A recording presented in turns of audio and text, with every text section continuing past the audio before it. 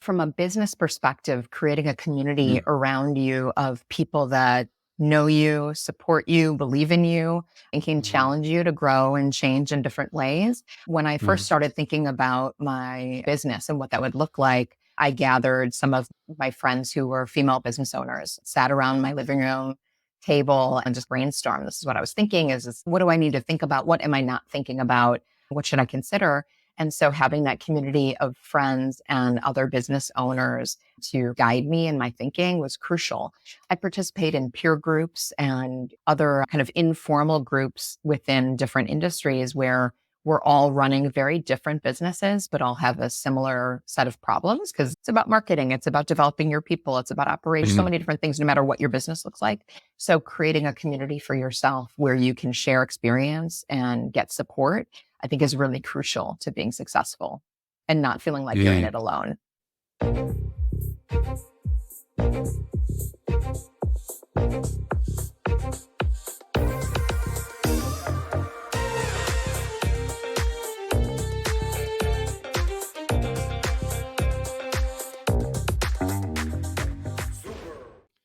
Welcome to Super Entrepreneurs Podcast.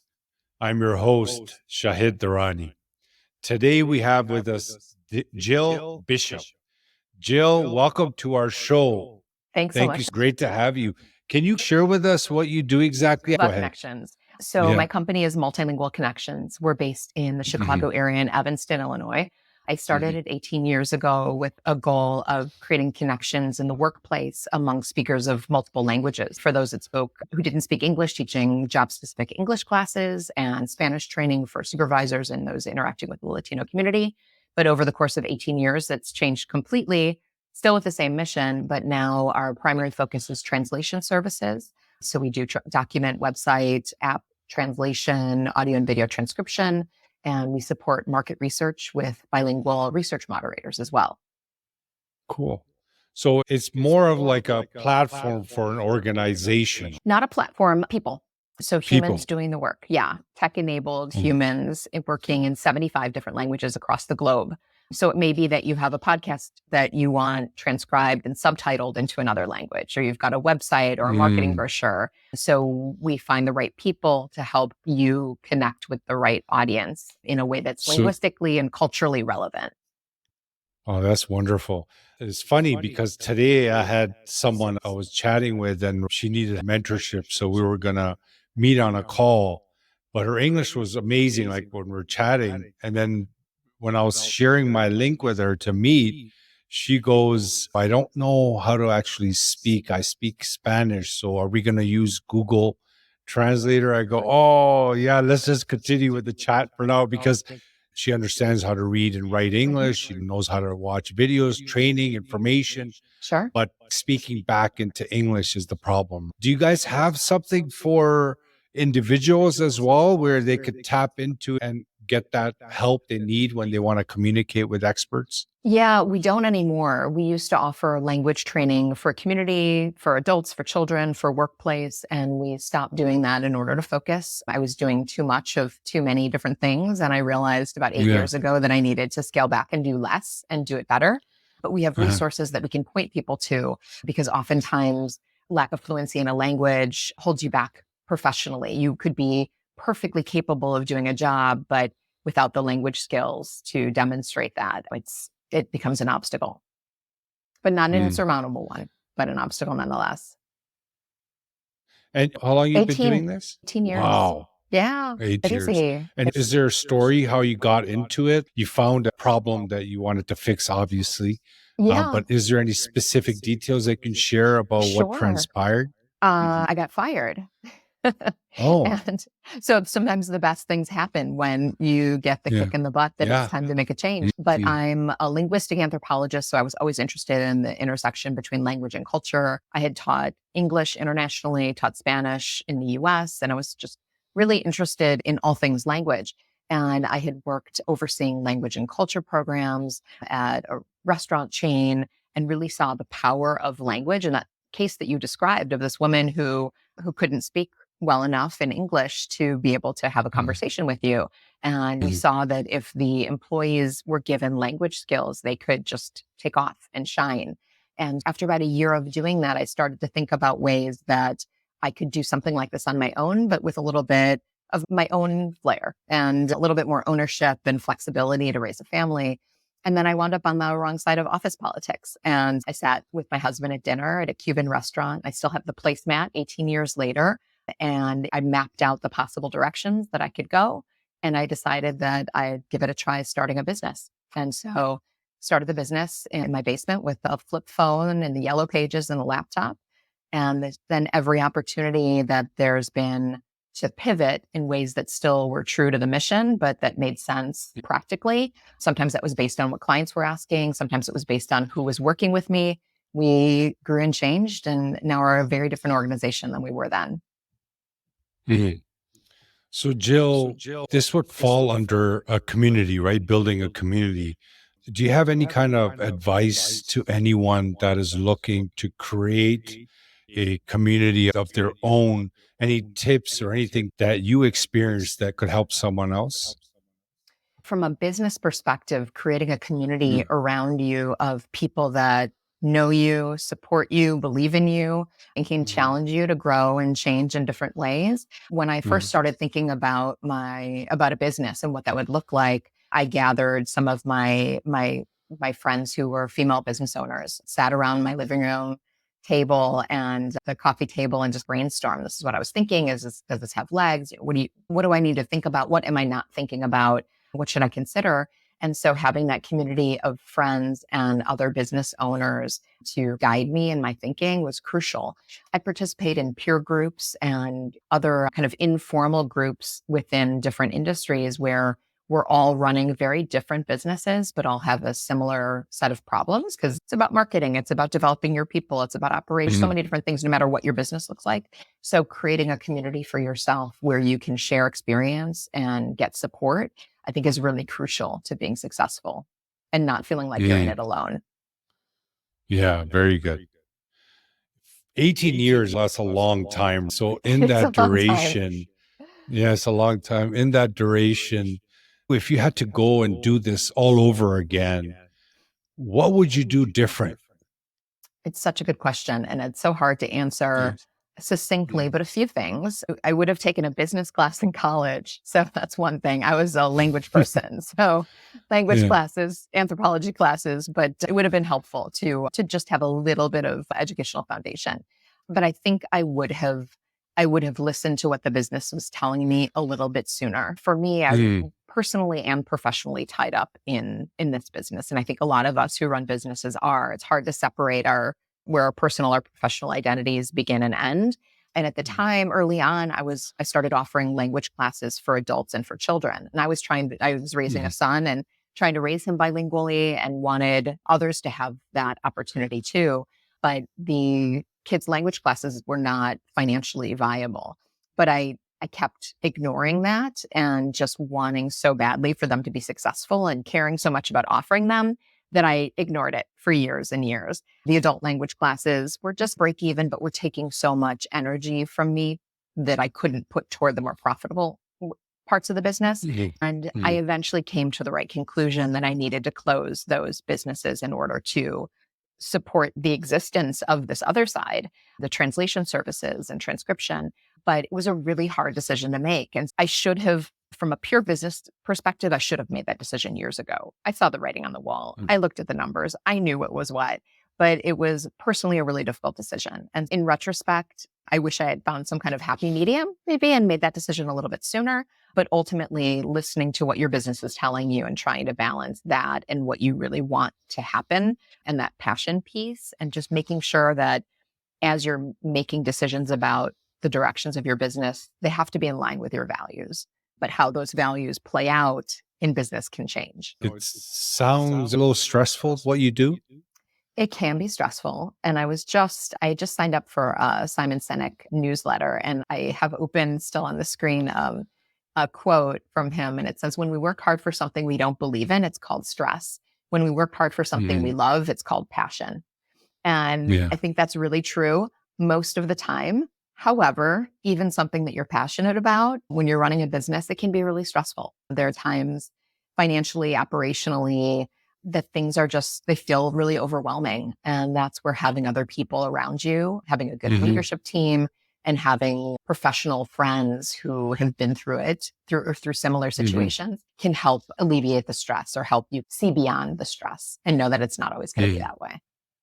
Do you work on your mindset? Because the mindset would be a big component of that, right? Yeah, I need to more, but I feel like that's an area I've been focusing so much on the business all of these years that I've Yeah. neglected myself in it, and myself Mm. as a business owner, as a mom, as a daughter, as Yes. a partner, as a friend. And so my own physical health and mental health and mindset have sometimes taken a back burner, and that's something that I definitely need to be prioritizing.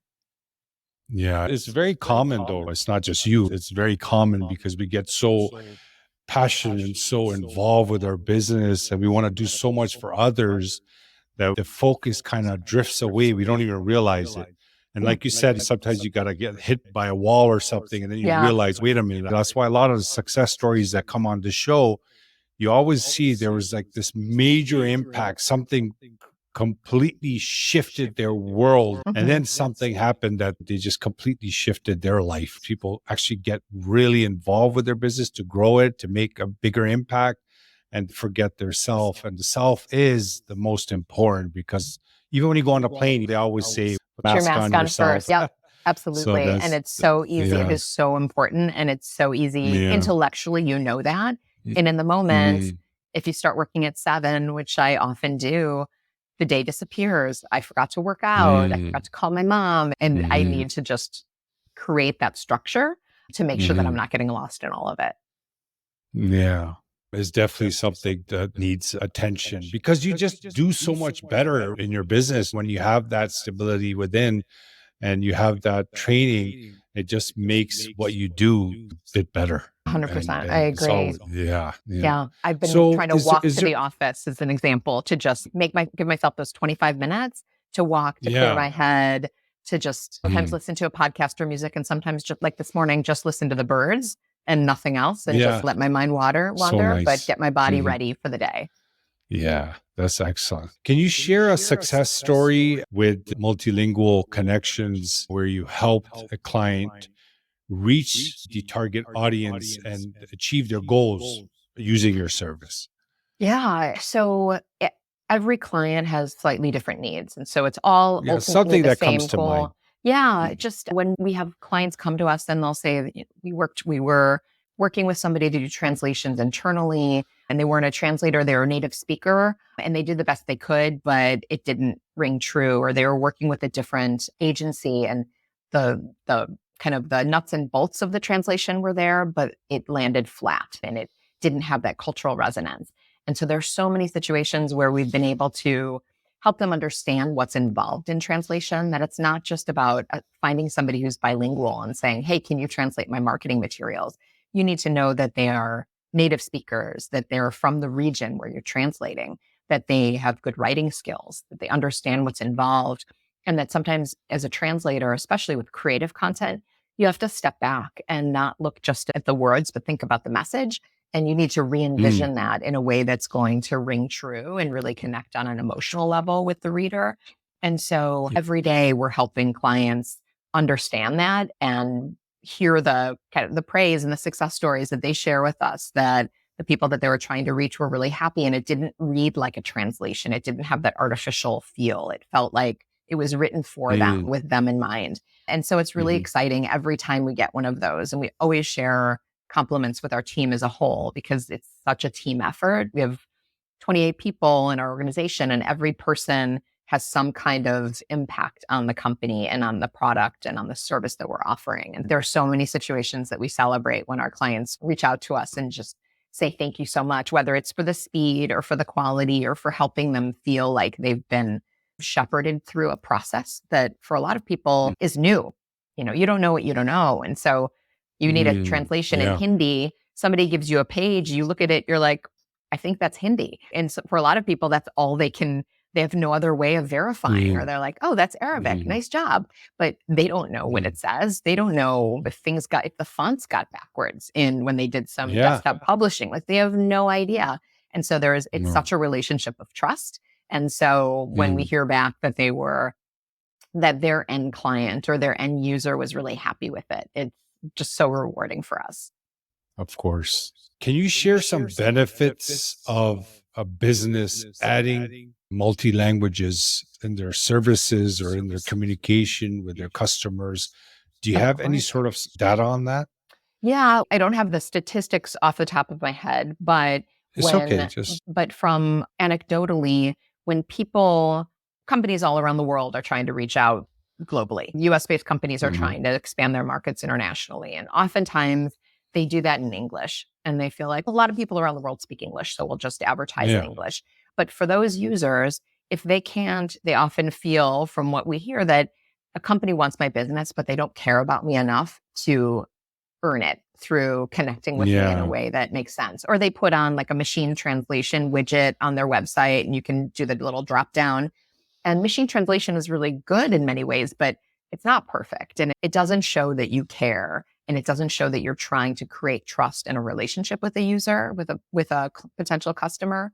And so when companies take the time to understand their markets, understand that sometimes it's not just a matter of translating the same tagline. A tagline in English, you might have humor, nuance, sports metaphors, who knows what's full. You spend a lot of time creating these really creative taglines. Those aren't going to work internationally in most cases. So when you're able to step back, look at your users, understand who they are, what they care about, how they work with language, what connects with them, and then really invest in developing that relationship through language and through other means as well, they're going to be more loyal. They're going to feel comfortable buying their product. They're going to know that they can have customer support in their language afterwards. So it's about creating a relationship kind of before, during, and after. And language is a key component to that. very good. You have amazing answers, by the way.